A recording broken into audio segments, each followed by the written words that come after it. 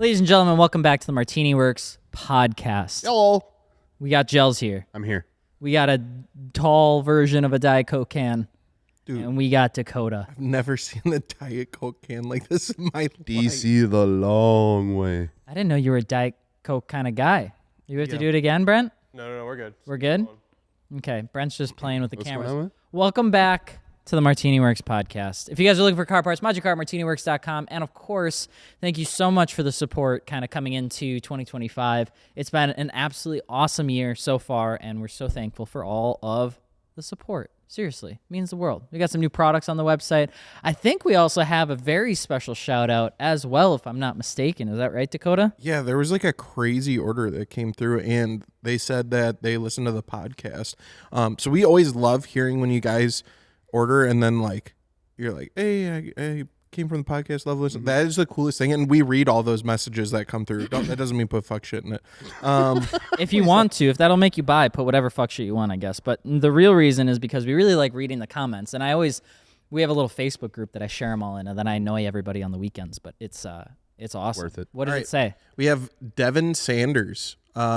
He had a wild order: Conseil KMPs, Conti DWS 06s, Fortunato 500s. I mean, that's like all. Everything we talked I about. guess that Gorilla lugs, a shirt, Nabori flag, hat, backpack, and I think there's even some more. But he said, "I'm finally caught up in on the podcast. I absolutely love you guys. Please keep this up. I can't wait for my wheels to come with some Contis." Thank you to everyone who's a part of this operation, especially Carissa and Zach, for helping me with my order. I love you all. I hope everyone has a great day. Hell yeah. That was awesome. So thank you. And thank you to everybody else who's supported the kind of like the journey so far. It's been awesome. For the very first time, we're starting to get into like buying a couple sets of works to keep in stock at our warehouse now, which is super cool so that we can speed up getting those wheels to your door, because sometimes you have to wait 6 months. So we're starting to work on that. We've got ceramic coating that we offer on wheel and tire packages now. So if you guys want to just keep your wheels looking nice for like 4 years versus having to deal with floating spoke garbage every single time you try to clean it, we offer that now with our Malco products, which is absolutely awesome. We love that. And we've been actually seeing a lot of Falcons, so more Falcon sales and stuff like that, which has been pretty cool. So we're expanding our tire sales. But overall, just wanted to keep you guys and gals in the loop since you're here. You've been here since the beginning. The original potty, the OG potty groups, like that's the core group. And the there's real a ones. core. Yeah. What are we talking about today, Dakota? All right, with all that love, let's talk about some stuff we hate. Oh, God. I wanted to pick your guys' brains on broccoli. tuner cars. Oh, okay. Broccoli's good too, so fuck you. No, broccoli's only good with butter, and then by that time, it's unhealthy. You Only don't good put with butter. butter on broccoli? Put cheese on Yes, broccoli. you do. No, I'm not in grade school anymore, Gels. Brent, do you put butter on broccoli? Yeah. But Thank cooked you. broccoli. Well, duh. Yeah, okay. Who's What else having you put raw on broccoli? You broccoli? can eat raw broccoli with like ranch? Yeah. That's good. No, well, you're just eating the ranch. The only Or- time you'd have broccoli with the ranch is because you like the ranch, not because you like the broccoli. Pro When tip. has there been a time? Honesty. Yes. When has there been a time you've ever grabbed broccoli for what it is and been like, I choose to have just broccoli? All Never. the time. I don't believe you. I love broccoli. I don't Dude, believe you. when you go to I've Who never Hot- seen you come in with broccoli. Well, I'll start. When you go to Who Hot and you're picking all your ingredients, you put broccoli on because it absorbs all the flavor, the juices, the sauces you put on. Man, if there's a vegetable tray out, I'm grabbing that broccoli. I'm dipping in the ranch. Yeah, but in it. raw broccoli, just the broccoli. Oh, dip it in ranch, yeah. No.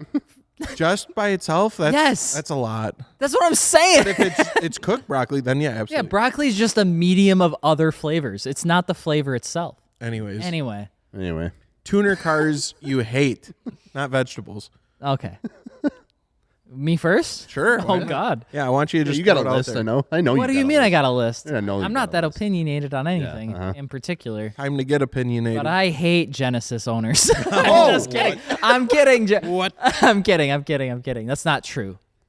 It's kind of true. Yeah. No, it's not true. Man, that's tough.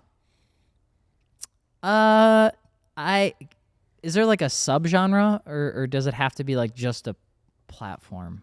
The genre is tuner cars. The subject it's is really ones hard. you hate. I just don't want to go. Like, I feel like there's like these subcategories of groups that I really like. And You have an expensive microphone in front of you. Make a controversial statement. Yes. oh, I bought my opinion with this, right? know So I you can did. say whatever Yeah, I want. exactly. That's how it works. I don't know, dude. That's tough. Let me think. Charles, you have one? Off the top of my head, Yeah. tuner car that I just don't like, huh? Never own it. Never own it. Yeah. I personally would never own a Miata. Too small. Yeah. Too small. Damn, That's bro small. hates Miatas. That's a hot take. I'm just jealous I can't fit in them, honestly. Yeah. I do have a problem, and I feel bad for saying this. I do have a problem with the Lexus LC500. The Why? Big, the big one. Why? Yeah, you know the big one? Yeah, I know. I love that Yeah, car. Charles Yeah. specifically loves that car. I know you do. It's a stunning car on the outside, but the inside is still like mid 2000s Toyota. And I still can't get over the fact that there's one for sale right now for $73,000. Yeah, they're pricey.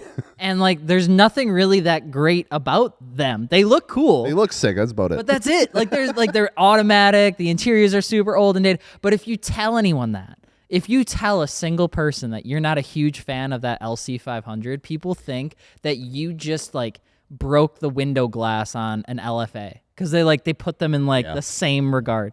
I was gonna say Mazda Miata owners that are like super hard track enthusiasts.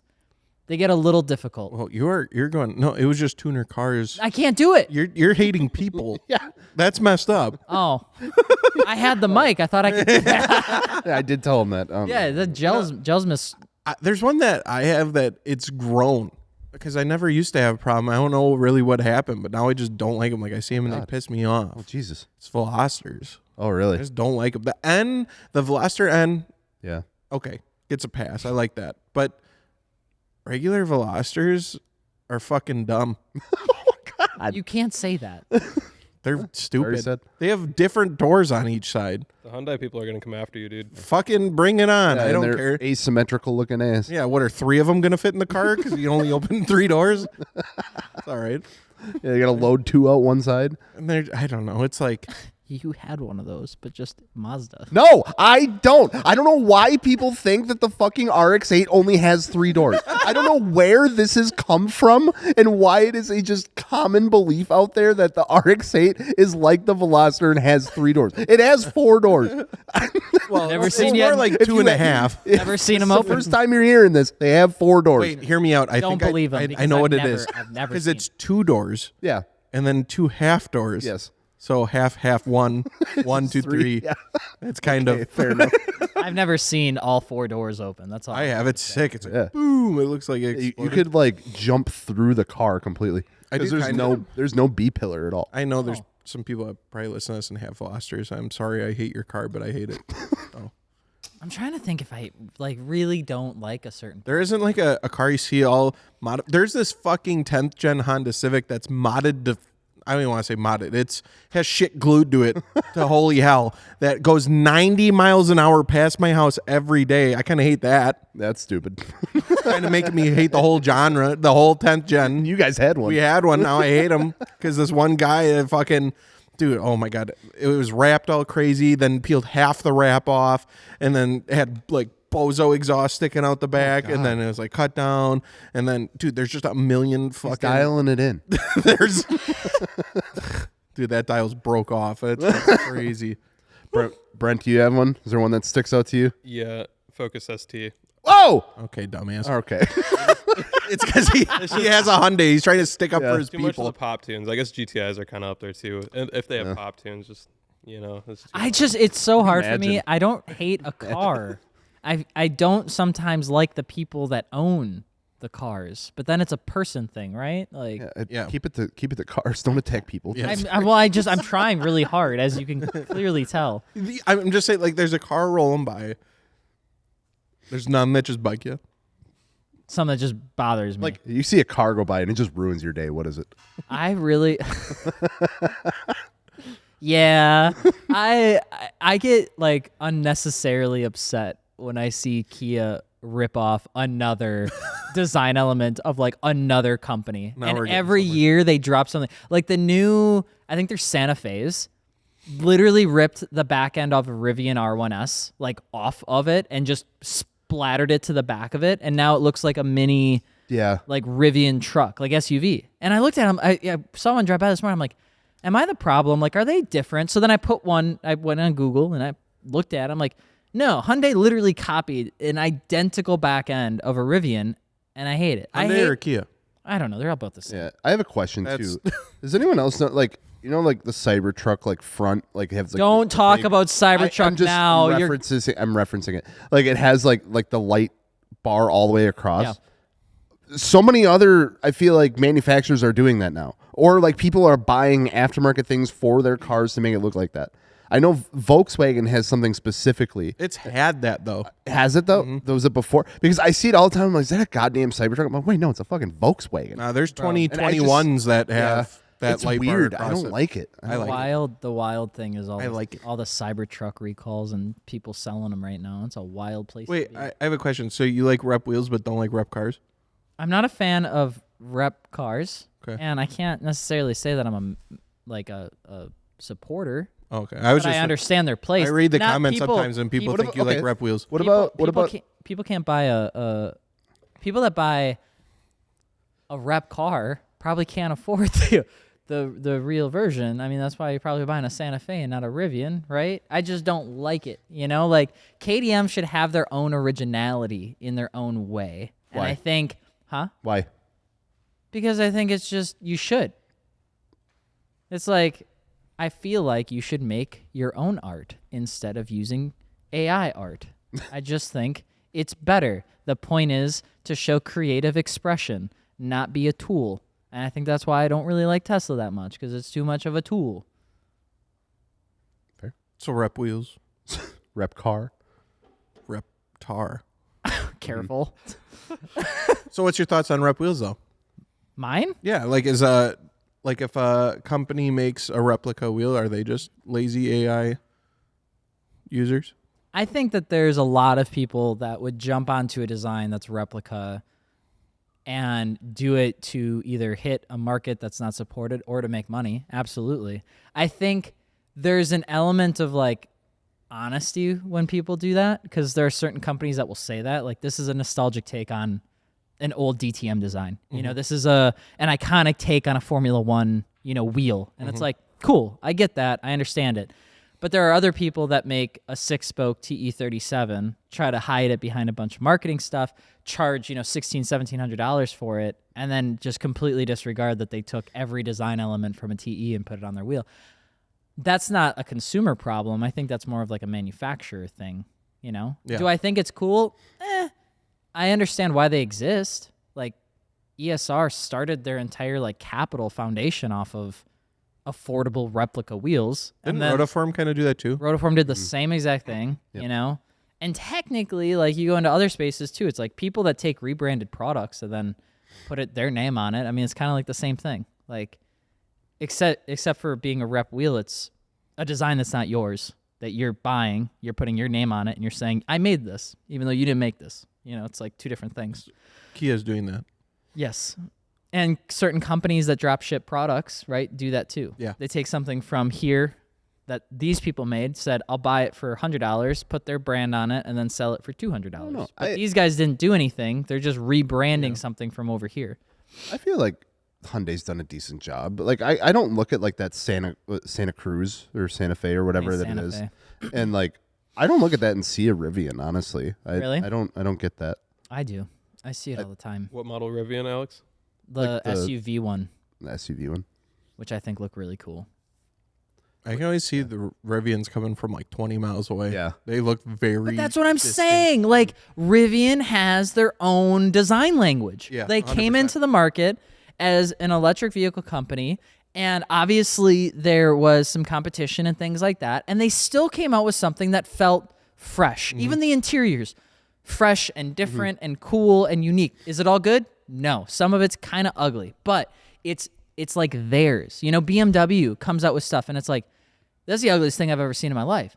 But it's still their design 6 months. language. Yeah, and then everybody loves it. It's like, I like the fact that some of these companies take, like risk with their own design. Cadillac and General Motors, some of the best companies to do that. Cadillac is killer at it. Because Cadillac, you can see a Caddy, like an Escalade, a mile and a half away. You know exactly what you're looking at when you see those taillights. Yeah. You know what I mean? You think back to like those like CTSVs and stuff, like when they were looking like stealth fighters and shit. Like that was a That was a bold move. No one else was doing that. Yeah, the taillights that were like, Yeah. Very angular. you know, then 22 years later, they're still running that same like design. You know, I think it's cool. What do you got, Brent? So here's the difference between the two. If you look here, here's the. Oh, I see what you're saying. Oh, that now. okay. I was thinking of a different. Oh, See, they They're look similar. identical. I was thinking of the It is the very one similar. where like it looks like a half truck Yeah. or whatever. And listen, I'm good with it. I understand it. Like I'm not saying they're bad cars. I just think like as enthusiasts, it's also about like the passion of it. And I think there has to be passion in design. More passion, more design, More energy. more originality. Like baby no money with AI art right now is how I feel about vehicle manufacturers that just copy each other. You know, it's like Hyundai's doing well. Why do you have to copy anything? You've got like half of the BMW design committee on your payroll these days. Because that's why they're doing well. Make something yours. You know, you have the capacity. Anyway, You think they'd be like, are just like too afraid to like take that risk?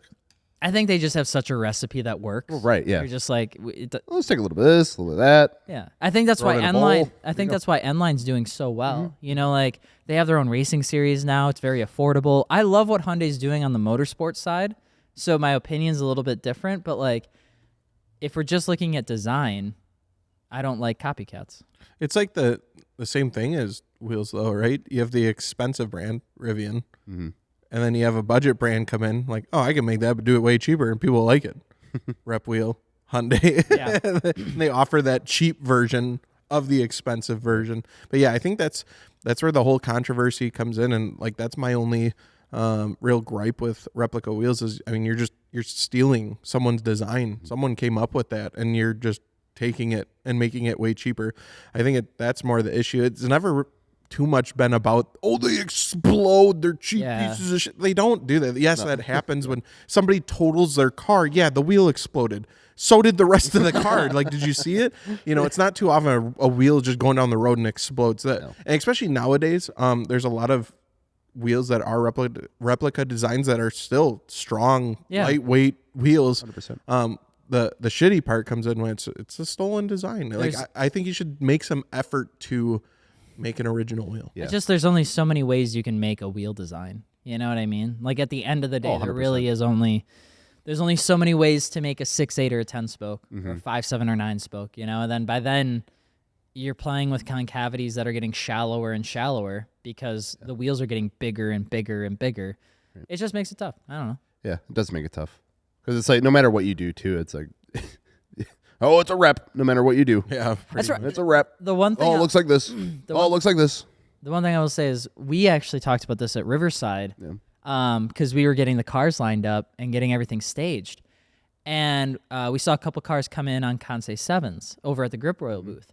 And we saw it on like a Lexus, and it was like kind of backing in. And I looked at him like, you know, when we initially did our unbox video, we're like, it kind of looks like an RPF 1 with 2 extra spokes. Yep. But once you get it on a car with some concavity and you got it like, it looks like a completely different wheel. Yeah. Like it looks incredibly unique. I will say that wheel has honestly grown on me quite a bit. Yeah. When it first came, like, it's not like I didn't like it when it first came out, but it was like, okay, like interesting take on it. Like, you know, automatically, you know, everyone was like, it's an RPF 1 because it's got the twin spoke design. And then it's like, yeah, like you said, we saw it on, or been seeing it on some vehicles, and that one specifically because it had such a wide setup on it and allowed for the concavity to kind of really come into play.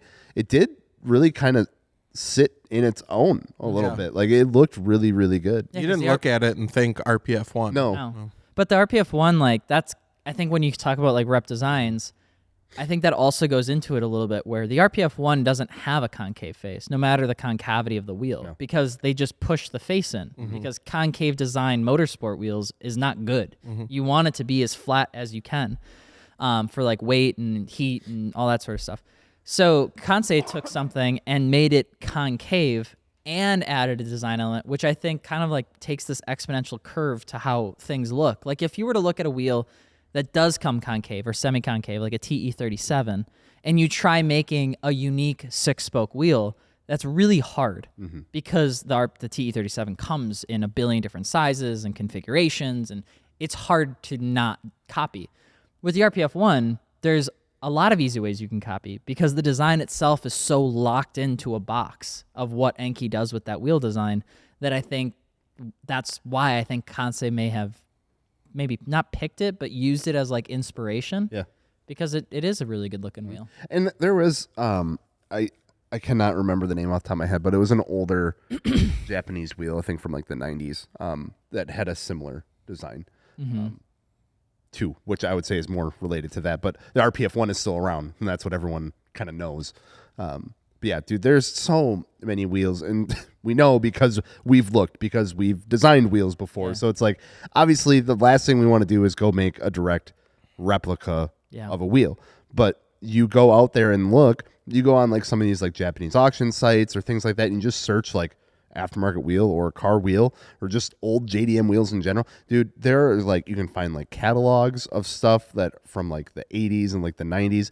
Everything has been made. Yeah. Like there's no way around it. It may have been made once and in like 5 different sizes for 1 year, but it was probably made. And if you do make that wheel, you're going to get called a rep no matter what. So it is a super tough dance to go around. But I think, you know, as long as you're, I don't know how to say, like pointing it in the right direction, like you're not like blatantly just ripping off a design, I think you can kind of get a pass on it. Yeah.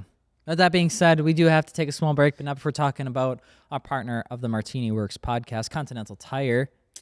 Dakota, you want to do it or you want me to do it? I love Conti. Okay. I've been driving on them. I got to get my summers on. I'm still cruising around on my winters. Well, still winter. So. I have, the Viking Contact 7s on the Super right now. I'm about to swap over to my Extreme Contact Sport 02s, and then I have the DWS 06 Pluses on my Jetta. Every single one of those has their purpose and does it perfectly. I absolutely love them. Continental also offers some great warranties on their tires too, so you can check that out. But every single person that I've talked to that I've influenced to get Continentals has loved them, and that makes me so happy. I love hearing that.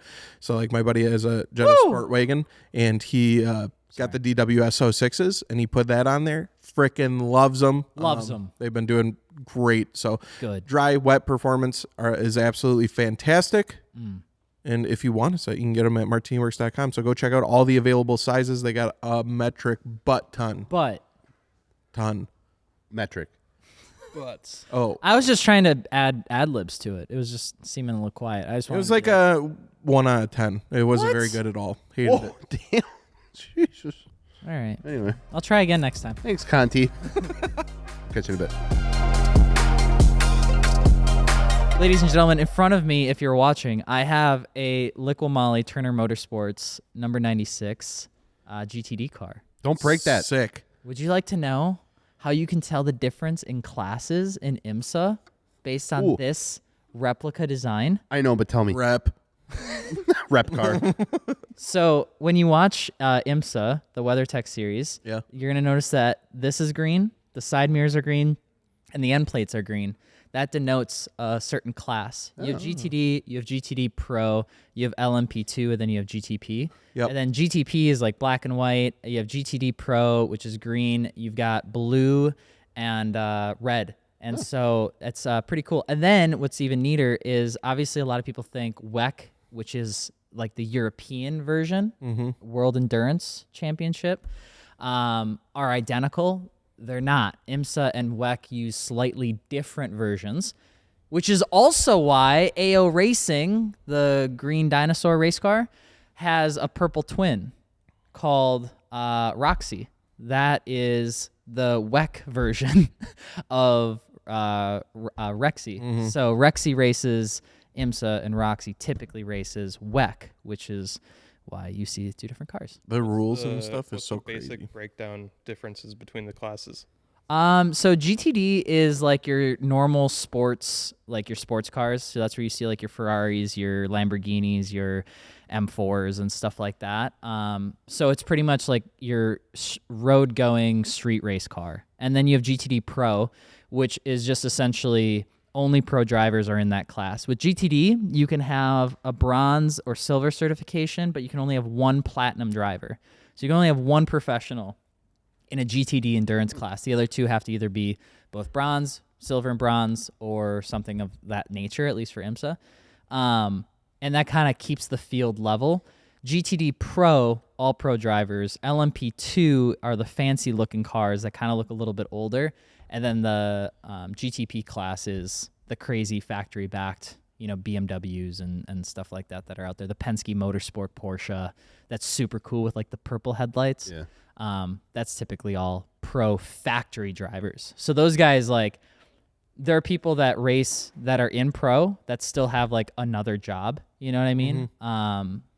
Like the people who made AWS are some of the drivers in here. Like the guy who made Oracle is one of the drivers in IMSA. Like these people that have started like SaaS and like that are like multi-millionaires, like their hobby is this, but they still have like another job. They don't do this full time.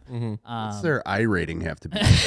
Dude, it's crazy. I think, Chanel and Lars and I were talking about this, where it was like what was the average I rating of a Formula One driver or something like that? Do you remember, Lars? It was like over 9,000. Meme. was over 9,000 was like the average I rating of a insane. Formula One race car driver. But these are so cool to see because these guys you meet, they're like, what do you do for a living? And they're like, I sell cars. Like Penske is just a dealership. It's a huge dealership, but it's just a dealership. And then, when you get into the GTP stuff, it's they're race car drivers for BMW Motorsport. Right, Like, that is yeah. their job. That is all they do, 9 to 5, probably longer than that, every day. Crazy. So it's pretty neat. The world of this is so cool. Dude, it's wild. And That's a really detailed model too, by the way. Yeah, Liquid Molly sent me this, and then I broke it within 5 seconds. Well, you're doing a great job now. I know, because I'm holding it from the bottom. Because I watched a video on how to handle these things, and like the one thing they say is like, don't grab from the top. The there's, first thing I did was grab There's like from the little top. itty bitty like antenna, like Yeah, it's fiber crazy optic detailed. strands like sticking out of there. It's like super detailed. Yeah. yeah. These cars are so neat, and because we're partnered with Liquid Molly, they sent me this. So then Turner Motorsports is a really cool team that I'm following now, which is pretty cool. But You know what's Yeah, cooler man. than that? what? I had a once in a lifetime opportunity happen to me this weekend. Tell Nice. me. I had a home improvement project to do. Oh, I broke the bath spout on our tub spout. You Yeah. broke it? I broke it because Savage. Can I Yeah, ask but- how? yeah, yes. So like how like they're not for sitting. no, because you don't sit on the tub spout. Like you go to like start a shower, right? And it's like you have like a tub like shower combo I'm thing. following. Yeah. You turn the water on. You usually have to like lift the thing to start the shower head, the diverter. Yeah. Well, ours, it was always really weird. Like you have to pull down this whole like ring part of the Yeah, tub spout. I've seen ones like that. Yeah. And it was always like kind of weird sometimes. Well, that thing just full on broke the other day. I went to use it. Super sick. All I wanted was a nice hot shower. Couldn't do it because damn thing broke. I was like, great, wonderful time for that to happen. I was Baths only. like, I'm like, damn, we are going to, this is probably going to sit like this for months because that's just how shit goes around our house. If something breaks, I just fucking always forget to do it or just never end up doing it because I'm like, damn, that's going to be hard. And I know it's not going to go right. And I know I'm not going to do it right. I'm going to have to go to the store 10 times and buy it. I tell you what, I've never had this happen. I went to the hardware store once, I don't believe you. got what I needed, got home, it fit, no modifications needed. It matched the rest of the color of nice the stuff. lie, dude. Nice lie. Works. Beautiful. April Fools. Yeah. No April Fools. Yeah, I was in utter disbelief. And then I sat there, I was like, why can't this ever work for cars like this? Never does. I couldn't believe it. I I didn't know that happened. I thought that was It doesn't. That's it why I does. don't believe you. I've seen it. Sometimes I do wonder Maybe it was a fever dream. how do normal people live where like when they get done with work, they have time to like do normal adult tasks instead of working on I'll their tell you why. devices? Because they work a normal ass job. have a normal ass car But like how, that doesn't have issues. like how, like what goes through their head? They get done with work, they get home at like 5:30 Nothing. and Because they're done with work, so they don't have to worry about work anymore. and it's just like 4.5 hours of what? I don't know. Not working on a shitbox, Netflix. apparently. Probably Netflix. Yeah. I got done with work one time Nice. at like 5 o'clock. Just once. Just once. Yeah. And I didn't know what to do for the rest of the day. Oh, man. It was very confusing. It's worse in the wintertime. I could find a lot of things to do. Up north. Well, sounds like you're a professional now. You can come. Oh, yeah. You can come work on my plumbing. That What? has, Yo! I'm not. Whoa! it's worse when you think about it from like a business perspective on what I just said too. You know what I mean? Like it doesn't really check any boxes. I'm sorry. I meant to talk about my grout because I got to clean my grout. Oh. I don't want to do that. That Gross. sounds terrible. But awful. what are we talking about in the next segment? Because it sure shit ain't gonna be grout. I was going to ask you guys what you think is a good car to get into to modify in 2025. And I'm not saying that it's got to be a 2025. I'm just saying right now, this day and age, what do you think is a cheap, affordable car you can get into and start modifying and working on? I was considered a brand new BMW, M4 GT3. Yeah, super cheap, right? Really. Yeah, easy those to are get really into. cheap. Mods are really like cheap. Yeah, readily you can work on it. available. You can work on it yourself Yep. too, because everything's so light. If I ever get a ton of money, I'm getting one. Mark my words. Do it, dude. So These if you things are. These see me things whipping that, sing. I have a ton of money. Just know that. with the JBL speaker like strapped to the center because there's no radio. If I ever in win it. the lottery, you will know. If I'm not driving this, just know I'm broke as fuck. There's nothing in the middle. Man, a car that I think would be good to get into in 2025 if you are trying to just become like maybe you're just trying to get out there and drive, like maybe do some track time, affordability. I would say don't get a Mazda Miata, get a Honda Fit. Honda Fit. I think Yeah, Honda Fits yeah. are a great car to hop into right now where the tires are cheap, the reliability is there, the car can't shake itself apart.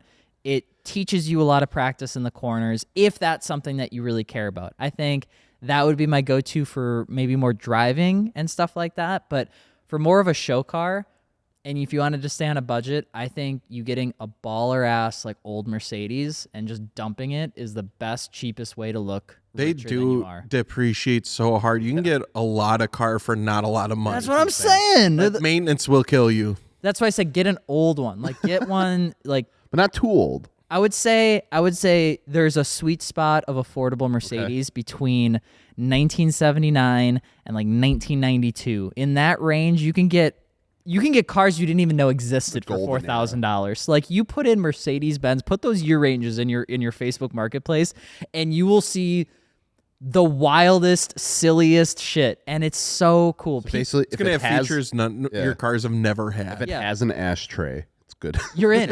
You're in. You're in. I saw an S. Actually, no, it has to have like 4 ashtrays. Because I think in the 2000s they still had them, but they were kind of dialing Yeah, back. yeah. I feel like the ones in the 80s had like 10. Yeah, there's one by every door. Yeah, you remember that? Like by the window is like Oh, that's ashtray. right. I remember Sean's E55 had like an ashtray in each door. Yeah. It was fucking crazy. Dude, people were just fucking smoking it up. The parents, the kids, everybody's fucking smoking cigarettes. You get an ashtray.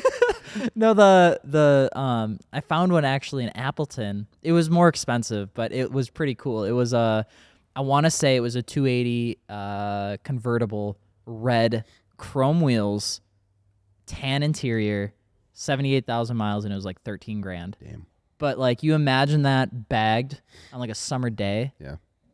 perfect. Playing some Notorious B.I.G. What would be your car? You guys are probably giving me shit. I was looking because I'm probably going to sell the Jetta here shortly. I'm not going to lie. And Say Forerunner, and I swear.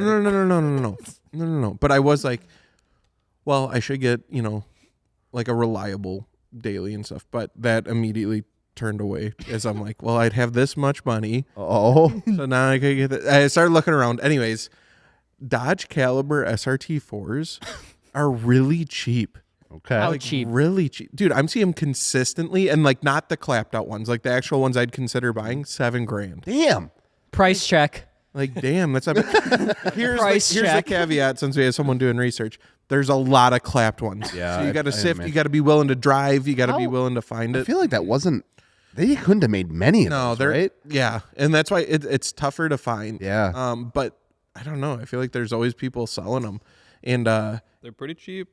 I think because Seen them like $4,000 to $9,000. Yeah. Damn. And because like they're that odd quirky, I think a lot of like regular people bought them, like non-car They're enthusiasts. like, I mean, they're like, I want the the highest trim of the caliber, but yeah, they were sold on the higher so trim. you can actually get like there's some that are just stock, and untouched. Unlike the Dodge Neon SRT4, which every single one has been absolutely clapped. There's It was clapped from factory. It didn't come with a muffler. yeah, for real. There's 2 SRT4s out in the world. There's the clapped ones that are just absolutely destroyed, and there's the ones that are preserved in a bubble. And there is no other ones on the road. Dude, my parents almost got upsold on an SRT4 when we got our Neon back in the day. See? And I think that's what the calibers They had a did. 2005 SXT, but like next to it at the lot, they had a 2005 SXT, which they got. It was the Inferno Red, and then they had a blue SRT4. And my dad was like, well, SRT4 kind of cool. That would have been badass badass if your dad bought the pretty cool, but my mom didn't want it. Yeah. All right. I think she didn't want it, or they didn't want it because it was manual. Yeah. But it was like, and my dad really liked the red too. But yeah, they I remember them being close to buying an SRT4. I just think that platform is awesome. The parts are endless. It's reliable enough that you can tinker around with it and do some mods, and the mods are cheap. And if something goes wrong, easy enough to work on. You can do it yourself. So I think that platform is super cool, and I really want one. What would Are you gonna buy one or not? No, I'm not. No? Brent said, yeah, that'd be cool 10 years ago. Yeah. Oh. I am 30. I guess you're right. Says a guy in a wiener hat. Yeah. So the thing is I love you. trust him. I love you, Dakota, and I do, and I think that's a cool car, but I think you are more of a newer car guy. I'm not going to do it. I was just saying it's cool, and I almost did it. Gels, what's yours? I mean, not to be kind of boring, but I still stand with like the first gen BRZs, FRSs. I think those are a perfect platform to jump into at any skill level. If you're just starting out, or maybe it's your second or third build that you're going through, I think they are an all-around great car. If you're looking for something just to modify as a daily driver, have fun with, that's what I did. If you're looking for something that you want to learn how to drift in, you can go find a clapped one for super cheap and learn how to drift in, and it'll do it just fine. If you want something to learn how to take on the track or just do some spirited driving with, they can do that too. They're rear-wheel drive, they're manual, they're sporty, they're 2-door. The aftermarket support is insane. How much is the first gen going for now? First gen right now, probably... Got you. Hold on. Yeah, I would have to say in like decent condition, medium amount of miles, I could say you could probably scoop one up for like 14, Okay. 10 to 14. Yeah, that's not bad at all. That's about what they're Yeah. So all of those sound really good and responsible, but all of that was also kind of boring. So I'm gonna mix it up a little bit. I want you to tell the group, tell the class, a unconventional car you should modify, even though it's probably not the best car, but it's cool and it's neat. Unconventional car you should modify? A Toyota Prevea. Nice. Volvo P1800. Oh, I was thinking. I think on a previous podcast I was talking about this, so I didn't want to say it again. I was going to say Volvo S60R. Those are really cool until anything happens, and then it's very expensive. Yeah, but that's what I'm saying. Screw future you. Think about current you. I- Think about that first drive buying a car when nothing is wrong, nothing else matters. For those 60 miles till you get your first check engine light because the previous owner cleared it before you went and bought it, you are free. I would say them. Back to what yours, the Mercedes, dude.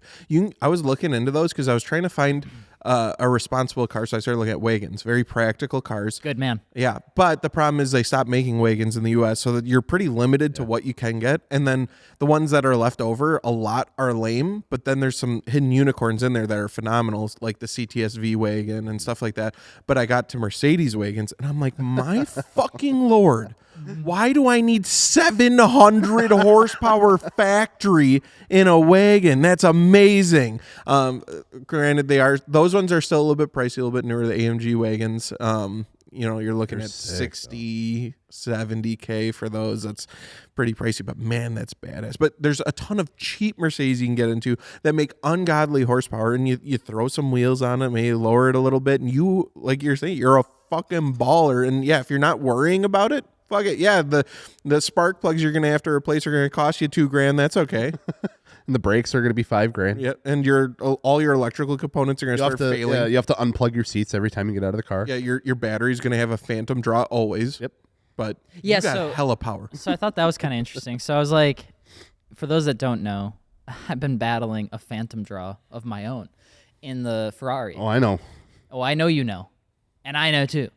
So I've been doing some research, and I finally opened up my least favorite website in the whole wide world. Which is? FerrariChat.com. Oh, God.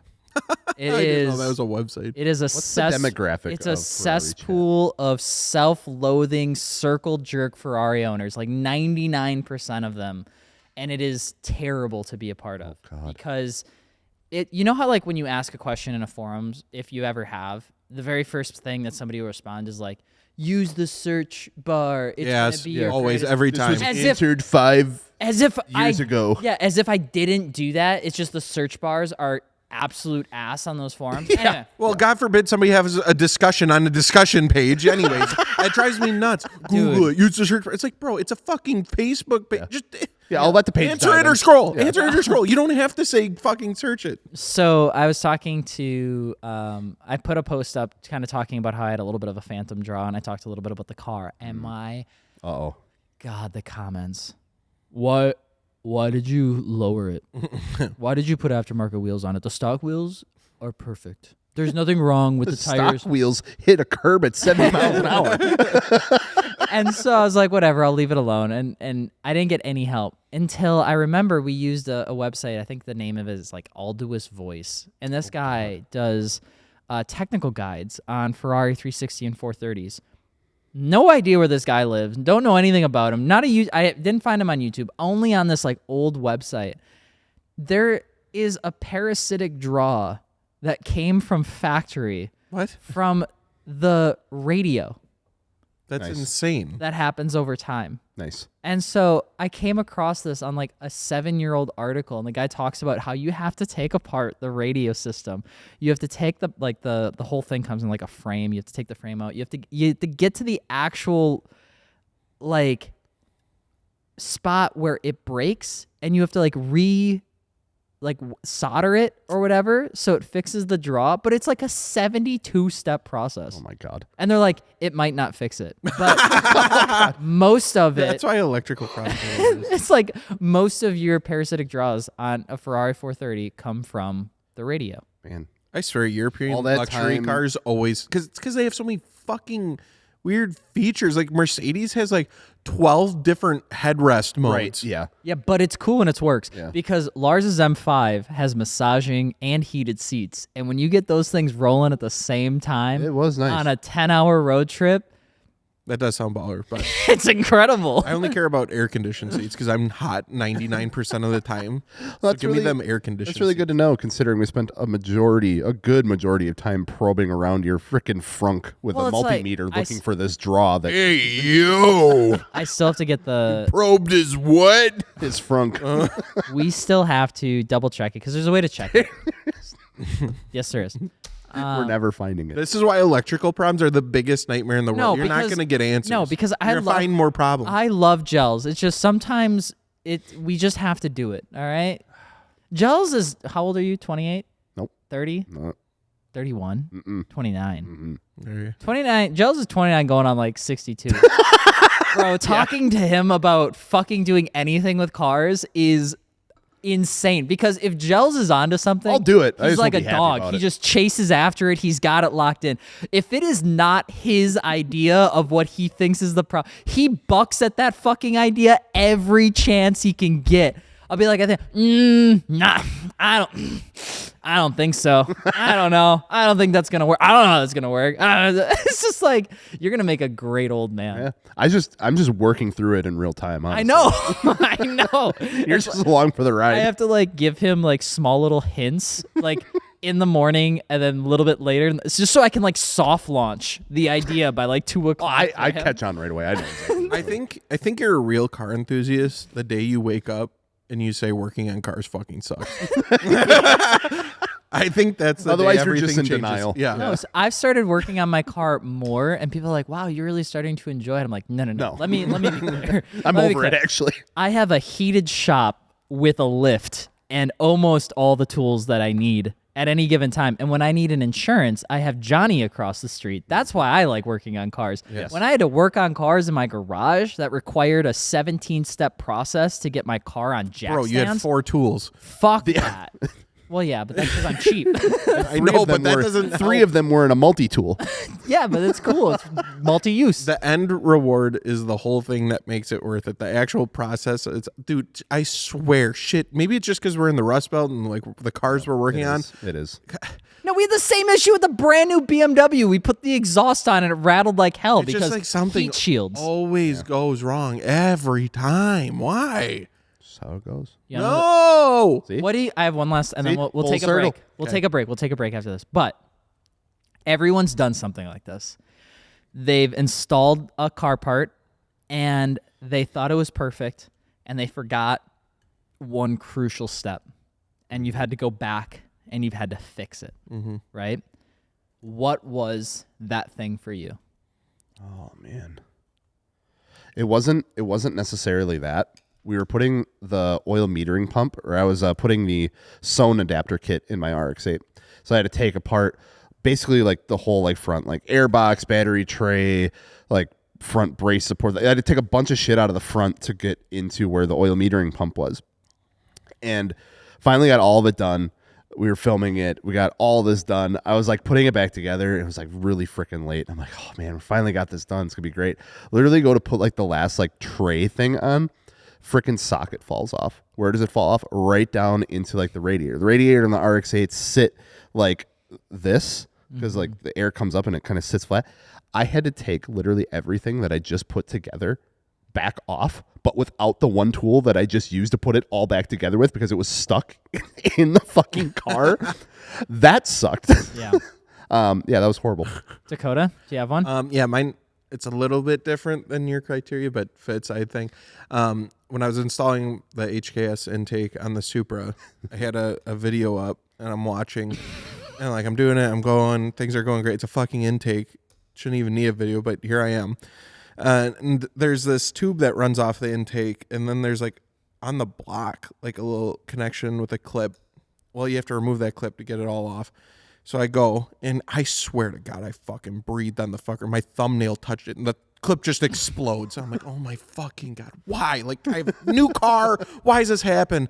And I'm like, God damn, whatever. And I hit play on the video, and I shit you not, right after that, the guy says, and be really careful. The clip's extremely fragile. And I'm like, oh my fucking God. Yeah, that car got fragile clips on it. Yeah, Joe's broke a lot of shit on my car. Anyways, Broke one thing that I am reminded of every single time I get in it. I guarantee we go to look at that. It's still in one piece. That's not the issue. I don't think It's cracked. It's broken. What do you No, mean? no. I seen it when it happened. Yeah, and I fixed it. No. Yes, I did. Oh my I God. super glued that shit back on, and it's working. Yeah, super glue. Rock? holds up I- to- hard I'm place. willing Driving to if you ever sell that car, before you ever do, we need to just look under there, and I want to take a bet that fucking sensor is perfectly fine. What do you want to Well, bet? the error code's for the sensor, so we can absolutely do the bet. What's the bet? I bet that it's still in one piece like it should be. I say it's cracked because the super glue did not hold up to me beating the shit out of the car in the mountains of Tennessee. 1,000%. You put it on the dyno and it breaks the sensors. You think a super glued one's gonna hold up to driving it across the country? Oh, yeah. No. You know it does hold up going across the country. Fortunato coilovers. That's Which is another partner of the MartiniWorks No, podcast. they did. Ladies and gentlemen, we're super thankful that Fortunato, a part of the podcast. These guys have crushed it. We absolutely love selling their product, and it's good stuff. We've put them on a whole bunch of different vehicles. You guys and gals know we talk about it almost every single time. But what's really cool is we've gotten a lot of really awesome feedback back on the product pages of the Fortunato coilovers. So every time somebody buys something, we send them an email and we say, hey, was this ass or was this good? Tell us the truth. Tell us everything, because we want to make sure the stuff we're selling on the website is stuff that you like. And anything that gets a low review, we'll manually go through and we'll actually take a look and say, should we keep this on the site? Was this a user thing, or is the product just bad? And we have taken stuff off the site based on some of your guys' and gals' feedback. And when we get feedback on the Fortunato coilovers, it is always a 5 out of 5 star. People absolutely love the way that it feels, the way that it makes the car feel, being able to drive around town and being able to take it out on the track. The response has been awesome, which tells us that, yes, we're partners with them. They give us money to talk about this stuff, but you guys are really enjoying the product as well. We run them. We love them. The fitments are great. The quality is 10 out of 10. And if you don't trust us on what coilovers to snag, you can go over to the website. You can go look at the reviews, and you can see that a lot of people are loving their Fortunato coilovers just as much as we are. So with that being said, we do want to say thank you to Fortunato being a partner of the MartiniWorks podcast. And if you're looking for coilovers, we highly recommend going and checking out Fortunato at MartiniWorks.com. Breaking news! What do you got? Let's go. What if I were to tell you that your $10,000 imported 240SX is now worth $12,500? Because that's how economies work. What? 25% tariffs being added to all imports of Everything. automobiles and auto parts, effective sometime maybe in the next 3 to 6 weeks, potentially, maybe, possibly, depending on when. Perhaps. Yep. So my April FD Fool. just went up 25%. Okay. Damn it. So, in case anybody is curious about the news, yeah, the tariffs are making things more expensive. This is a very real thing. This has happened. This has happened before. It happened. A bit of it happened in 2018. Some of it happened in 2021, and then it happened now again in 2025. So price increases are never fun to deal with. But the reason that this hurts more is that it currently has language that makes it for any car, new or used. Oh, God. Does not matter. So it's completely purposely broad because they might refine it later.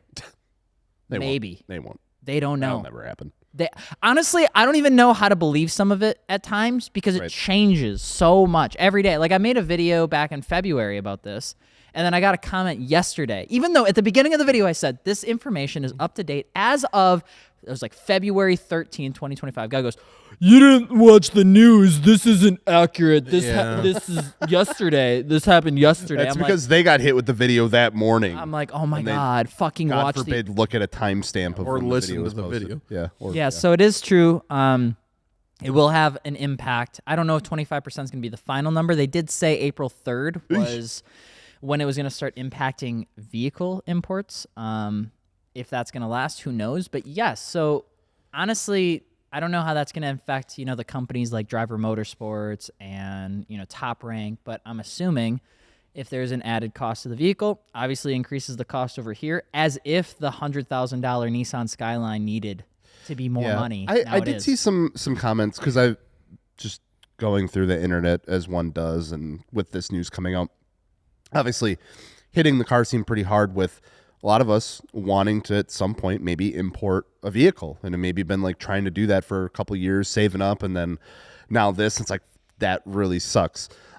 Did see a couple comments though where potentially maybe this might help drive the base price of those down. That's what I was a just little thinking. because Less people are buying. yeah.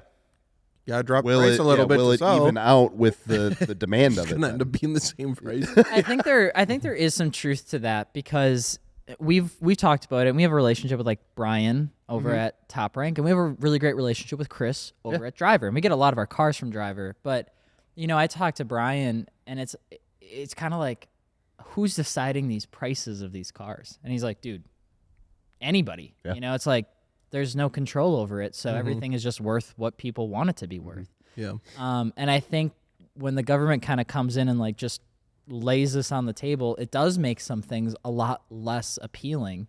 We talk about S15s coming in. Yeah. Probably make some sense at 25 grand, make a little sense at 35 grand, make no sense at 45 grand, and now they're going to be 60. Why wouldn't you just buy a Corvette or a Mustang? Yeah. So it'll be interesting. You guys and gals, if you're listening or watching, would love to hear your thoughts on what do you think that's going to do. I think we're going to see people jump back into some domestic platforms. I mean, in the next couple years. at that point, you just don't really have a choice. Or like BMWs. It just can't. It's just out of Your like, price range. it's out of my reach right now. It's like I can't do that. Yeah. So yeah, it'll be interesting to see. Like maybe it will help even it out. I don't know, but like then you said it's like it'll stay at the same price. It's just that base price is now lower. Yeah, it's a pretty crazy time because that's also car parts too. Yeah. We talked about that. God. They're trying to make exemptions, but it's probably not going to work. And before everybody loses their shit about where wheels and stuff come from, it doesn't matter where it comes from. It's anytime it touches the border, you're kind of screwed. The only difference is like if I were making this car in America, right, and I had like the chassis, but then I sent out the car to get the side mirrors and the wing put on, let's say in Canada, and then I had it re-imported back into the United States, then the tariff only applies to the value of the side mirrors and the wing, not the entirety of the vehicle. And the hopes of that is to say, you can still get some stuff made in certain places, but we want you to bring the bulk of the work into the United States. Now, if it works or not, I'm not a macroeconomist. I'm just letting you know that that's how that works at a third grade level. In other news, if you don't want to pay more money, Stellantis will pay you $72,000 to quit your job. Ooh, what? Stellantis. The Jeep people want me to quit my job? Yeah. So they're officially announcing some like proactive. Essentially, they're trying to lay people off without laying people off. Union stuff. Hey, we'll give you more than your probable salary just to leave. Please leave this building. Makes fucking sense. What? Please leave this building. That does sound like some fucking Jeep mentality. And I will give you $70,000. I'm gonna try to sneak it and act like it worked there. Yeah, like, all right, fine, give it to me. Can I get like a couple days vacation here? I'm gonna go do something. Yeah. So, one of the top comments actually has an interesting statement, and then the first response has a super interesting statement too. So somebody goes, $75,000 is chump change. Hear me out. My good friend has 16 years seniority at Chrysler, and we've debated the past few days, and he's considering the buyout, but wants a higher amount. That's half year's pay for him, and it's BS we're paying for that EV failure. It sucks to see the results of bad management decisions play out. Here's to a stronger auto sector in the next few years. Okay, so think about that. The guy commented $75,000 for 25 years and $50,000 for 1 to 15 years. If you think that's nothing, that's crazy. What are your guys' takes on that? I don't know. I mean, there's jobs that just lay you off and give you nothing. Yeah. So comparing it to that, I mean, but like, I get it. I get the frustration, especially when you devote that much time and stuff to a company. 100%. I think there should be, I feel like companies don't care about that, but like you devote fucking a huge chunk of your life to being there and being reliable and being consistent. You did something right if you were there that long, but at the same time, it's just a shitty situation. I don't think there's a golden answer to this. A business has to be a business. If they have to lay people off, that's what they fucking have to do to survive. Mm-hmm. So could they be a little bit more generous with it? I don't know how much money they got, but that's a pretty good chunk of change. That is a good chunk of change. Absolutely. Yeah. So obviously, I think the union's playing into that, right? Because I do think if there wasn't one, they probably wouldn't just get anything. Yeah. Brent, what are your thoughts? I think that if he's getting half his year's salary and he has been with this company for so long, that he could probably get a similar position at another automotive company and pocket that $70,000 and then get another salary rate. And he could walk away with a little bit more money than he usually would otherwise. True. Yeah. Got the experience. I don't know what that job market looked like. I have a real question, though, related to Stellantis. Please. Yes, make it cool. We lost this segment of the podcast a while back. Oh, dude, no context thing. But I remember specifically in that segment that we lost was a very important news article about a Chrysler Stellantis factory or something with like they were like pooping in the vehicles or something. Did we ever get an update on that? Yeah, they were pooping all over the walls, right? Or something. But it was like finding it. Do not type in poop work on a company Wi-Fi, Brent. It's gonna put us on a list. Okay. God, I really so sad that we lost that. So there was an article for a breaking news segment where I can't remember. I think it was a Stellantis factory where they put out a memo because there was a poop vigilante at work shitting all over the bathroom.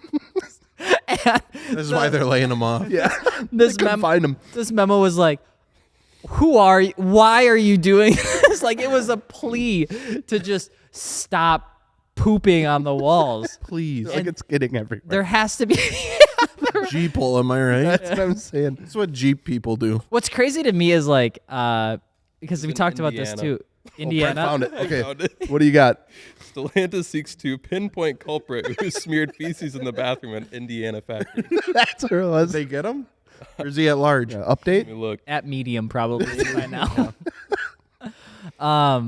The worst part is about that, and people that are listening to this might know, warehouse world is separate from Earth. Yes. When you walk into the four walls of a warehouse, you're not in America anymore. You're in an You're in prison. entirely When you're on the floor. you're in an entirely different world, dude. I remember the messages and like the safety concerns we talked about in like past life, and the wildest shit. The wildest thing. So, like poop in bathroom in non-poop areas is actually a very common thing. Yeah, when I worked at the DC at Walmart, that was an issue. Dude, they just Damn it, people. people just got a thing for shitting in places that they shouldn't. No, places like that make you lose your fucking mind. That's why. Because you think about like what? This article names, dude. They're killing me. Stellantis poop bandit wreaks havoc at engine plant, spreading pieces around the walls. Blah blah blah blah blah. Yeah, Oh so my god. you think it's crazy until you. And I mean, if you guys have worked in a warehouse before, you know it's actually not that crazy. So you have these people, right? Like as a boss, you've got a group of your workforce that's shitting on walls. Okay. And then you've got a group of workforce that says giving them $75,000 is not enough money to getting bought out. And you just think to yourself, like, is this real life? And then you leave the four walls of a warehouse and, like, there's Chick-fil-A and, like, everybody goes the speed limit and you go home and you've got a dog and the sun's still bright. Then you go back into the warehouse and somebody's like, dude, somebody left cocaine, like, at the lobby entrance. We don't know who it was. And it's like, who the fuck is even doing It's always this? cryptic. And I'll just have you know, everyone on the floor there's rooting for the guy pooping on the walls. He's a hero. He's a fucking, or she, I guess, is a hero. So I don't think they ever found him. I'm not seeing anything on that. what a legend. They're Imagine- still at large. Dude, the getaway, Robin Hood right there. Yep. Breaking news. Sticking it to the man. On the walls. Literally. A dealer is Literally. selling a Dodge Charger Daytona for $32,000 off, and it's not a fluke. My God, what's the price? What is a Dodge Charger Daytona? Why is it that much? So Dodge, Unless it's like $4,000. so the first car started hitting dealerships in late 2024. Prices were high. The RT would set you back about $61,000. With the Scat Pack, it was $74,100. Jesus. And now they're selling them for $43,480. $32,000. I figured that's what those cars $100. were. I never looked into them. I have no desire to get one. I didn't realize they were that Look expensive. at this. Look at that chart. Look at the chart. Christ. Dodge, Chrysler, Jeep. They're that's why they're getting rid of people. Yeah, I saw. I That think graph. his name is like Grant Sloan. I follow him on Instagram because he does like different builds and stuff, and he's building what's the electric one called? A Dodge Oh. Hornet. I don't know. He's building a Dodge Charger, but it's the EV. Yeah, And yeah. I've seen 2 videos now that he's done, and both of them are just fucking lights. He's like, You know, he doesn't say building. He says modifying because there's nothing you can do on the platform. So he's like, today we're putting lights on the inside, and it's just like RGB lights, and now there's RGB lights. on the Charger's a good name for an EV, though. Honestly. They Yeah, don't they're have ahead to of their change it. time. That one Yeah. works. They didn't have to come up with some weird other variable to it. Nope. Charger. No. We need to talk about how confusing tire names are, though. Yeah. Everything. You'd be about adding a tires lot is of numbers. confusing, honestly. It was like this. Everything around tires. None of it's like standardized. None of it's the same. A 265 in this tire is different than a 265 in this tire. The tread wear doesn't make any sense. The names are 10 miles long. Everything is always like joined together in one word for some reason instead of being 2 separate words. Yeah. I think because they're running out of room on the tire to Yeah, put it. There's so much shit. So Yeah, because they have to put it on both halves, Yeah. and then on the others. I think it was. I was trying to get more familiar with like the Falcon model names because I'm trying to get a set so that we can drive and test on them. And I was like, Falcon Azenas RT615K plus. yeah. Dude. What the fuck is this? And then I started really thinking about it too. Continental Extreme Contact One word. Sport 02. Yeah. Continental Extreme Contact DWS06 plus Yeah. twice. Yeah. That's insane. Michelin do that shit too. Yeah, Michelin Cross Climate 2. Michelin Pilot Sport 4S. Funny, hey, 4S does not stand for 4 season. I feel like we said this before. I'm saying it again. I saw it on a comment somewhere. Somebody was like, Stands for 4 tires. I'm gonna get the PS4S because it's 4 seasons. That's not what that stands for. Who's saying that? Who taught you that?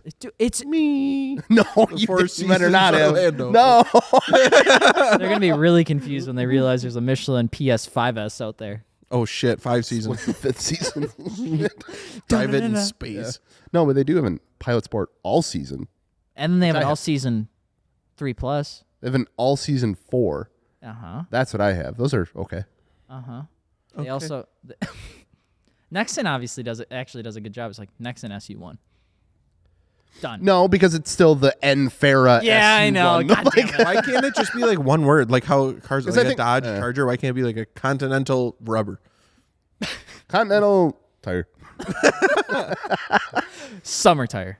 Well, no. See, now we're getting into it because now I bet you there are people that are like, "Well, it's a summer tire." Yeah, but the point is that it has good contact. Okay. Extreme contact, some would say. Okay. What's it for? Sport use. I wish they had a really cheap tire and it was like Continental. Okay, contact. One The decent contact. decent. Lukewarm contact. It's fine contact. It's mid contact. Continental, are you listening? Got some big brain ideas Write here. this down. Bro, $100 for a set of 4.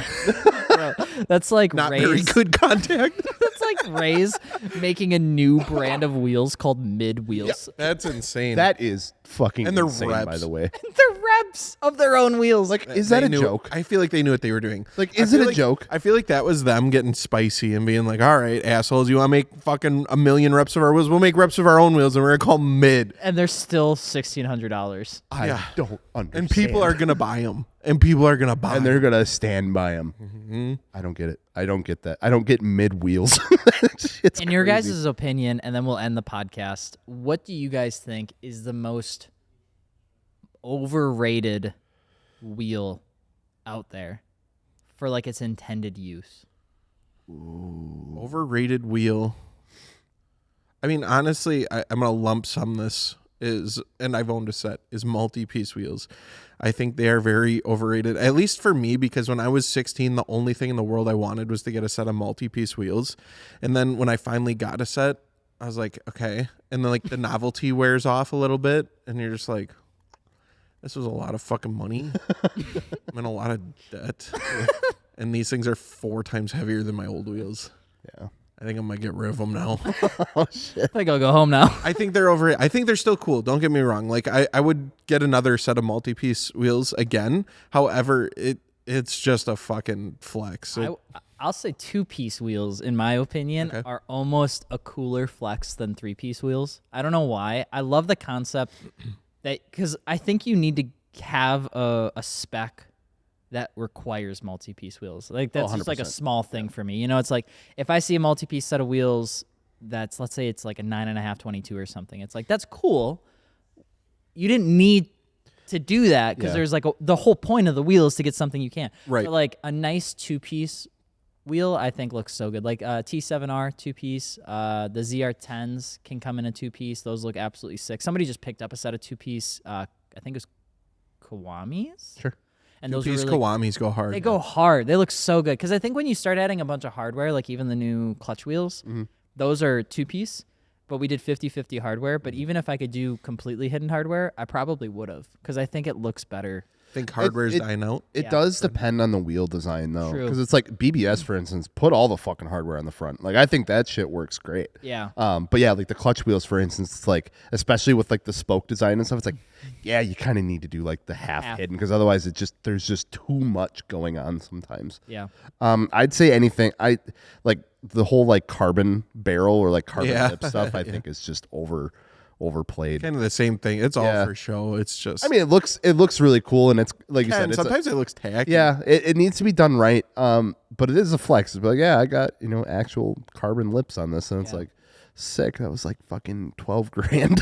Okay, Yeah, that's one of them. I say Blitz 03s damn. Just in general, because they're so expensive. yeah. Yeah, they're pricey. Yeah, they're I overhyped. get it. I think they're sick, but They're just cool wheels, overhyped. but I'm not paying 10 grand or 20 grand for them. Right. That's just Not happening. crazy.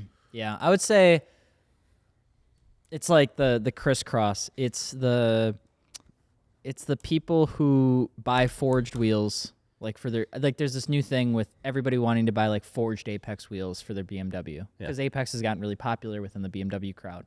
So a lot of people will buy like their forged lineup for no other reason than because they just want like the forged wheels. Sure. And I think you're like overbuying a wheel that you'll never really use. Like their Flowform line can do the same thing and you're paying like 30% less.